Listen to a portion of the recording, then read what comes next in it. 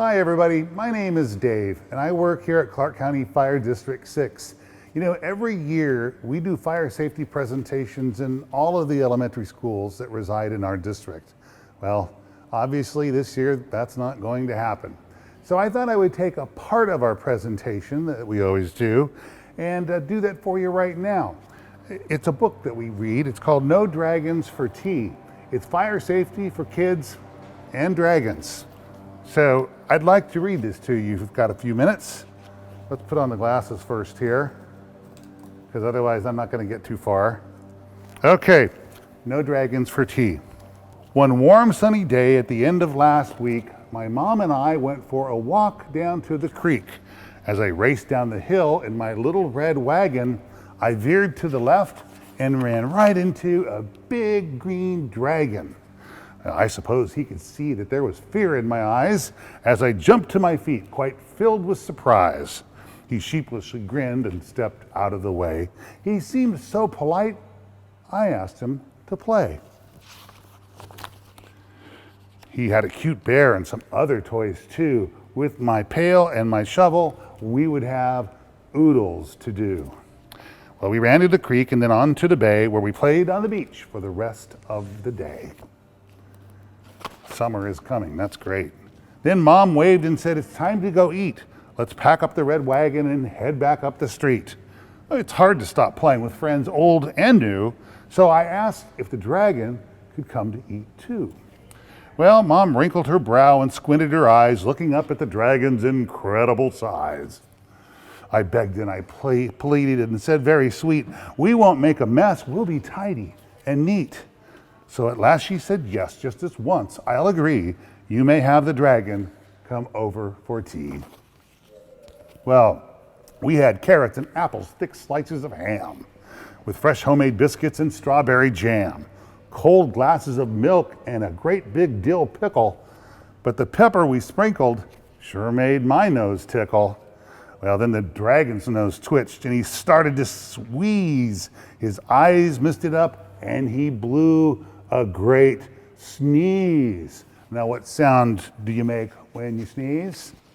That's right, a big achoo. Well, we all know what happens with dragons that chew. Flames shot from his mouth and from both nostrils too. Uh-oh. Our tablecloth sparkled and burst into flame, and the curtains beside did exactly the same.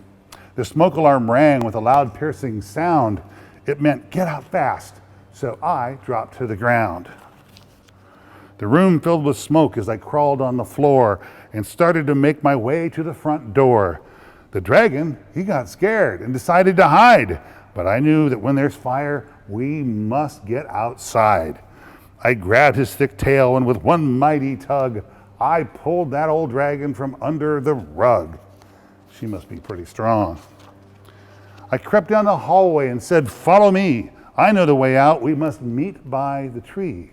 So Mom and the dragon and I all met there. But then, get a load of this, that silly old dragon, he went back in for his bear.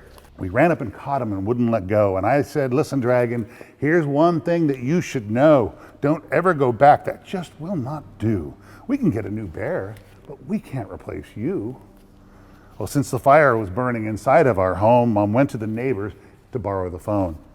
Mom knew what to dial and said, "Calm and clear. Here's our full street address. Send the fire trucks here."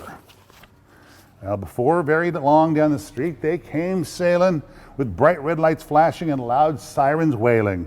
The fire crew rushed to start work on their tasks. They were dressed in big boots and wore helmets and masks. They hooked up the hoses and ran into the house where they sprayed streams of water in order to douse the table, the curtains, our lovely snack too. Didn't take long before that fire was through. The fire chief called out the door with a shout, "Well, the smoke made a mess, but the fire is out." My poor friend the dragon, though, he knew he was to blame. He hung down his head and wept great tears of shame. One of the fire crew said, "Don't be sad. You knew what to do, and of that we're really quite glad.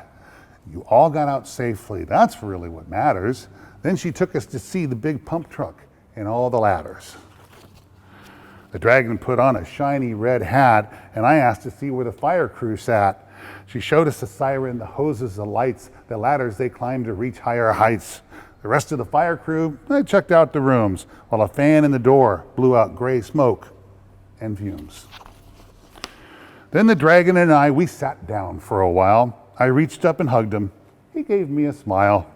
The next time the dragon and I want to play, well, we'll pack up a picnic and go back to the bay. We are friends tried and true, the best we can be, but I'll never ever again invite a dragon for tea.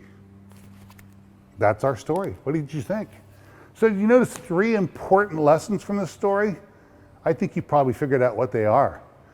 Well, the first one is when there is a fire, the smoke goes high, so we go low. That's what we call get low and go. Now, you remember when the dragon wanted to go back in for his bear? Oh, you knew that was a bad idea, I'm pretty sure. We say get out and stay out. All those things can be replaced. You can't.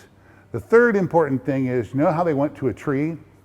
That's called a meeting place. It can be a tree, it can be mailboxes, street light, neighbor's porch, you name it. Just something that doesn't move, where everybody can get to. Because when we show up to a fire, the very first thing we need to know is everyone out? So then we can start going to the business of putting out the fire. Well, anyway, I sure do appreciate you taking time to spend with me today. I miss you. And we look forward to a time when we can come back to school and share No Dragons for Tea and some other fun stuff too. Take care.